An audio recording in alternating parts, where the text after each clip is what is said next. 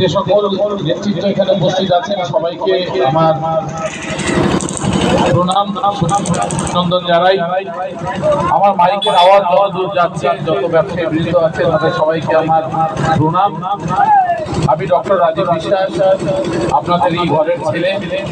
আমি Kalyani medical college থেকে MBBS pass করেছি। তারপর আমার জীবনের প্রথম পোস্টিং হয়েছিল হরিণঘাটা হাসপাতালে ইন্টার্নশিপের। ডাক্তারি জীবনের ফার্স্ট পোস্টিং যেখানে, রাজনৈতিক জীবনেরও ফার্স্ট পোস্টিং সেখানে। তাই হরিণঘাটার এই মানুষের সঙ্গে আমার যে আত্মার সম্পর্ক, যে জন্ম জন্মান্তরের সম্পর্ক, সেটা উপরওয়ালা বিধাতা অনেক আগেই বেঁধে দিয়েছে। আমি আপনাদের মাঝে থাকবো। আপনারা যে ভালোবাসায় আমায় আবদ্ধ করেছেন, আমি আমার জীবনের শেষ রক্তবিন্দু দিয়েও এই ভালোবাসা দিন আমি শোধ করতে পারবো না। তাই আগামী 5 বছর আমরা কিছু কাজ করার, কিছু উন্নয়নমূলক কাজ করার চেষ্টা করবো হরিণঘাটায়, এবং সেগুলো করা হবে। আমার যেখানে যেতে হয় তার জন্য মমতা বন্দ্যোপাধ্যায় আমায় স্নেহ করেন, অভিষেক বন্দ্যোপাধ্যায় আমাকে ছোট ভাইয়ের মতো ভালোবাসেন। তাই হরিণঘাটার এই মানুষের উন্নয়নের ডালি নিয়ে আমি তার কাছে পৌঁছে যেতে পারবো আপনার, এবং বাড়ির ছোট আপনার তো ফেলে না, আমি ওনাদের কাছে খুবই ছোট। তাই আমার এই আপনার আপনারা ফেলবেন না।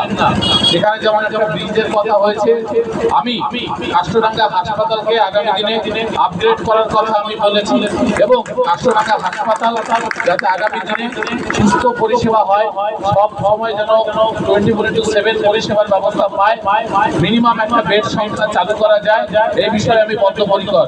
আমি যেমন আপানিয়া হাসপাতালের কথাও বলেছি, তেমনি আমি এখানে আপনাদের কথা দিয়ে যাই, আগামী দিনে আমার প্রথম 4-5টা কাজের মধ্যে আপনাদের দুটো কাজ করবে। তার মধ্যে কাষ্টডাঙ্গা হাসপাতালের আপগ্রেডেশন এবং এই ভোমরা বিলের এই যে ব্রিজটা, যেখানে খুব বর্ষার সময় খুব সমস্যা হয়, এটা এই দুটো আমি বিধায়ক হয়ে প্রথম যদি আমি 5টা কাজ এনলিস্টেড করি, তার মধ্যে কাষ্টডাঙ্গার মানুষদের জন্য এই দুটো কাজ থাকলো। হাপানিয়ার হাসপাতালের জন্য যেমন একটা, এখান থেকে দুটো কাজ আমি আমার নোট ডাউনে রেখেছি। আপনারা এই চিঠি করবেন, আপনারা এই চিঠিটা লিখবেন, আমি সেখানে স্বাক্ষর করব। আমরা একটা গণস্বাক্ষর মাননীয় মুখ্যমন্ত্রী মমতা বন্দ্যোপাধ্যায়ের হাতে জমা দেবো। যখন বিপুল সংখ্যাগরিষ্ঠতা নিয়ে আমাদের সরকার আবার গঠিত হবে,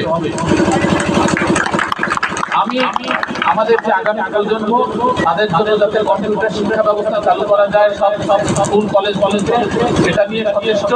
আমার আমি নিজে যুব সম্প্রদায়ের প্রতিনিধি, তাই যুব সম্প্রদায়ের মানুষ যাতে আগামী দিনে যেসব শিক্ষা ব্যবস্থায় চাকরির সুযোগ বেশি, ITI গুলো, polytechnic, hotel management, BBA, MBA, আমি এই ধরনের শিক্ষা প্রতিষ্ঠান গড়ে তুলব।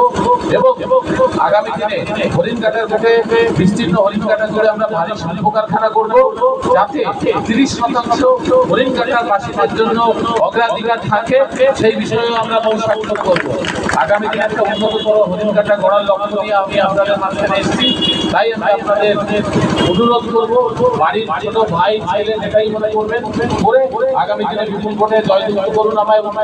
গাছের উপর জোড়া ফুল কিনে পরিশেষে যেটা বলবো, SIL এর যাদের নাম বাদ গেছে, দল মত নির্বিশেষে তাদের পাশে দাঁড়ান। তারা 1924 অন্য জায়গায় ভোট দিলেও তাদের পাশে দাঁড়ান, তাদের সঙ্গে থাকুন, তাদের বুকে আগলে রাখুন, কারণ আমরা একটা বৃহত্তর পরিবার।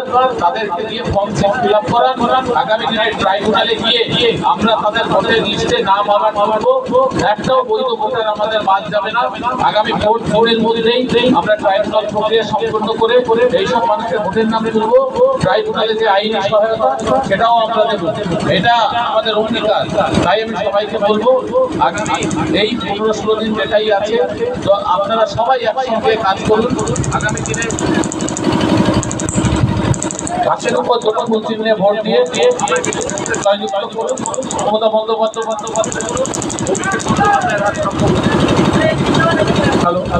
সবাইকে আমার ধন্যবাদ, নমস্কার, জয় বাংলা।